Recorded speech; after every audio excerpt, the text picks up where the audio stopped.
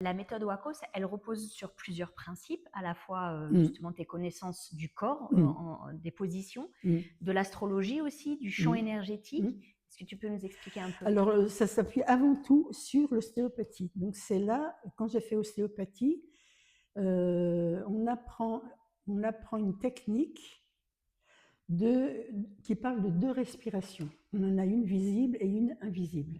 La visible, c'est celle qu'on sent comme ça, voilà, qu'on sent ou qu'on ne sent pas, mais qui est là, mais qu'on peut sentir.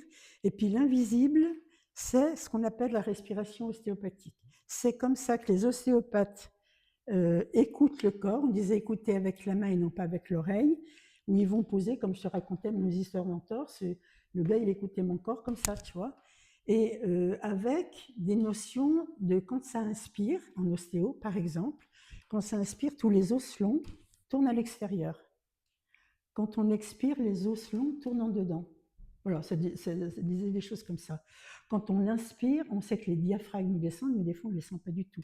Donc on en a 4, et souvent le ventre on n'y est jamais, parce qu'on est beaucoup là-haut placé. Et c'est là où le centre est devenu très très important, c'est celui qui sait tout. C'est ce que j'appelle le maître intérieur. Le maître, il n'est pas là, ni là-haut, il est là, tu vois. Donc il y a tout cet apprentissage de soyez dans votre centre, comment on va faire pour être dans son centre. Alors il y a tout ce truc, détendez vos mâchoires, l'anus, les genoux sont flexibles.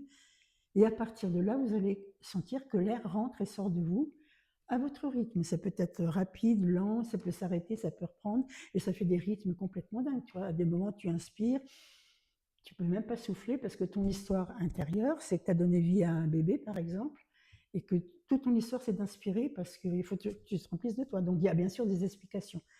Expirer, je vis de tout, et ben je ne peux pas inspirer, et ben je suis dans le vide. Bon, ça a des histoires. Hein. Dieu crée le monde dans le vide. Enfin, tu vois, c'est tout un truc sur la création, par exemple. Puis on peut avoir aussi des rythmes, n'importe quoi. Des trucs comme ça. Donc, c'est en fait, je dis ça parce que tu vois, cohérence cardiaque, tous ces machins sur la respiration, tu peux regarder. Il faut respirer comme ça. Non, non, non, pour moi, non. C'est ça va respirer, le ça va respirer parce que tu es dans ton centre et l'air rentre et sort. Et puis à partir de là, les choses vont s'organiser.